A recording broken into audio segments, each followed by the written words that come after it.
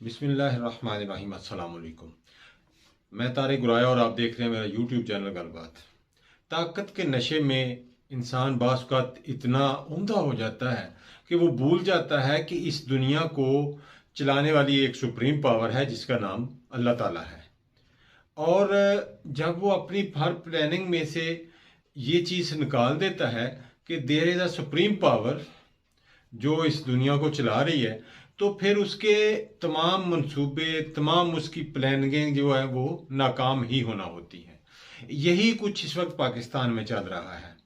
हम आपको बताएंगे कि किस तरह ताकतवर लोग बार बार नाकाम हो रहे हैं और क्यों नाकाम हो रहे हैं। लेकिन हम आपसे हस्बे मकबूल दरख्वास्त करेंगे कि हमारे चैनल को सब्सक्राइब करें और वीडियो को लाइक और शेयर ज़रूर कर दें। बहुत शुक्रिया जी। तो मैं बता रहा था कि जब भी इंसान ताकत में होता है, ताकत के नशे में होता है, तो वो नशा इस कदर ज़्यादा होता है और इस कदर उसको इस दुनिया में औंधा कर देता है और वो इस गफलत में कि मैं सब कुछ हूँ और मैं ये भी कर सकता हूँ, मैं ये भी कर सकता हूँ, मैं उसको भी मार दूंगा, मैं उसको भी रास्ते से हटा दूंगा, मैं ये मेरा गोल है, मैं इसको अचीव करके रहूँगा, इसके रास्ते में जो बेशक मुझे लाशें ही क्यों ना बचानी पड़े।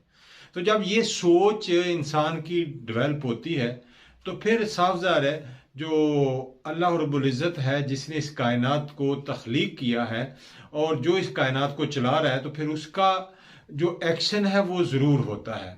यही कुछ इस वक्त मेरे प्यारे मुल्क के साथ हो रहा है कि जहाँ एक छोटी छोटी चीज़ों को लेकर लोगों को बदनाम करने की, लोगों को फंसाने की, लोगों की इज्जतों को तार तार करने की, लोगों के कपड़े तक उतारने की ये कोशिश की जा रही है ताकि लोगों को बेइज्जत किया जा सके, लोगों को डराया जा सके, धमकाया जा सके और अपने मकासद में हायल आने वाली हर रुकावट को कुचल डाला जाए और हम अपने मंजिल तक पहुंच जाए। यही इस वक्त पाकिस्तान में हो रहा है। लेकिन याद रखें, इस सारे सिनेरियो में जब लोग बेबस हो जाते हैं, जब लोगों की जो बदनामी की आप इंतहा कर देते हैं, जब मखलूक खुदा को आप पीस कर रख देते हैं, तो फिर मखलूक खुदा की ज़बान जो होती है वो नकारा खुदा होती है और फिर अल्लाह रब्बुल इज़्ज़त की जो बेआवाज़ लाठी जो है वो हरकत में आती है और आपके तमाम मंसूबों पर पानी फेर के रख देती है। पिछले 7-8 माह में पाकिस्तान में हुकूमत की तब्दीली के बाद जो कुछ हो रहा है, ये जो आने वाली हुकूमत थी, जो रजीम चेंज था, ये किस वजह से आया था? अवाम की फलाह बहबूद के लिए, अवाम को महंगाई की चक्की में पिसते हुए निकालने के लिए, अवाम को की खुशहाली के लिए, मुल्क की खुशहाली के लिए।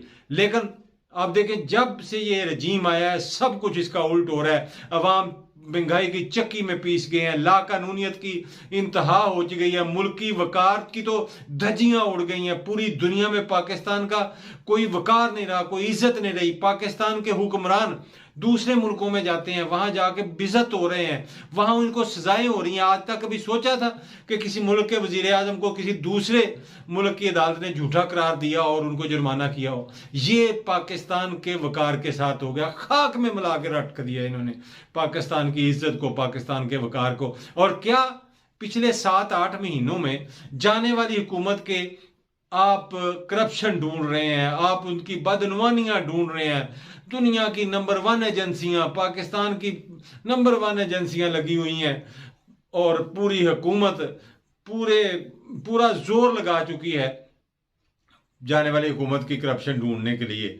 लेकिन आज आके 8 माह में, 7-8 माह में क्या मिला है? एक घड़ी। हर वक्त मीडिया पे देखो घड़ी, सोशल मीडिया पे देखो घड़ी यहां बेच दी, घड़ी वहां बेच दी, घड़ी चोरी हो गई, घड़ी 1 लाख की थी, घड़ी करोड़ की थी, घड़ी 2 अरब की थी। इस घड़ी ने इन बेगैरतों का तो चैन खराब किया ही हुआ है, लेकिन अवाम का जीना भी हराम कर दिया। अवाम को भी एक घड़ी सुकून नहीं लेने दे रही ये घड़ी। भाई अगर इतने अरसे के बाद आपको एक घड़ी मिली है करप्शन में, तो फिर आप अब इमरान खान के जो है ना जूते चूमे और उनसे माफी मांग के वापस हुकूमत उसके हवाले करे, जो हुकूमत को, जो मुल्क को बेहतरीन तरीके से चला रहा था, जो पाकिस्तान की डूबती हुई मीशत को 6% की सालाना ग्रोथ पे ले गया था, जिसने अवाम को बुरे हालात में, कम वसाइल में खुशहाली के कई प्रोग्राम दिए थे, हेल्थ कार्ड दिया था, जिसने अवाम को वसीला रोजगार दिया था, जिसने बेमकान लोगों को, बेघर लोगों को मकान बनाने के लिए फ्री कर्जा जात दिए थे। इसी मईशत में जिसको आपने डुबो के रख दिया है, पाकिस्तान का डिफॉल्ट रिस्क आप कहां ले गए हैं? 80% पे। जरा सोचें कि बैरून मुल्क दुनिया जब देखती होगी कि एक मुल्क जिसका डिफॉल्ट का रिस्क है, वहां कौन आएगा? मोहम्मद बिन सलमान आ रहा है भाई, वो देखेगा कि ये वो मुल्क है जिसका वजीर आजम जो है उसको सजा हो चुकी है बरतानिया की अदालतों में। ये वो मुल्क है जिसमें एक तकर्री, जो आर्मी चीफ की एक तकर्री है, उसके लिए पूरे पाकिस्तान की 23 करोड़ आवाम को ट्रक की बत्ती के पीछे लगाया हुआ है। भाई तकर्री करनी है कर दे, आप 2 महीने पहले भी कर सकते हैं, आप जब मर्जी चाहें करते। जब आप नहीं करनी है तो कर दे, फिर सोचे छोड़ दे कि पाक फौज को बदनाम करने के लिए जर्नैलों, जो हमारे मोअज़्ज़ज़ जनरल्स हैं जिन्होंने चीफ ऑफ आर्मी स्टाफ बनने के लिए सब अहल हैं, उनकी पगड़ियां उछालने के लिए आपने कभी कोई सोचा छोड़ देते हैं, कभी किसी को आगे कर देते हैं, समरी फलां तारीख को आ जाएगी, ये कानून चेंज गया। कभी मीडिया में, कभी इलेक्ट्रॉनिक मीडिया में, कभी प्रिंट मीडिया में जो टाउट किस्म के सहाफ़ी हैं उनको छोड़ दिया, आप ये स्टोरी लिख दें, उसको दूसरे को ये स्टोरी फीड कर दी, अवाम को ट्रक की बत्ती के पीछे लगा दिया। घड़ी 2 अरब की थी, बकौल इमरान रियाज खान तौर फिटे मुंह। फिर अगर यही कुछ है आपके पास, अगर आवाम को देने के लिए यही कुछ है, मुझे बताएं कि पिछले 2 महीनों पे किसने सैलाब पे बात की है? सैलाब से उजड़े हुए लोगों की खुश बहाली के लिए किसने बात की है? हुकूमत का कोई फर्द बता दे मुझे।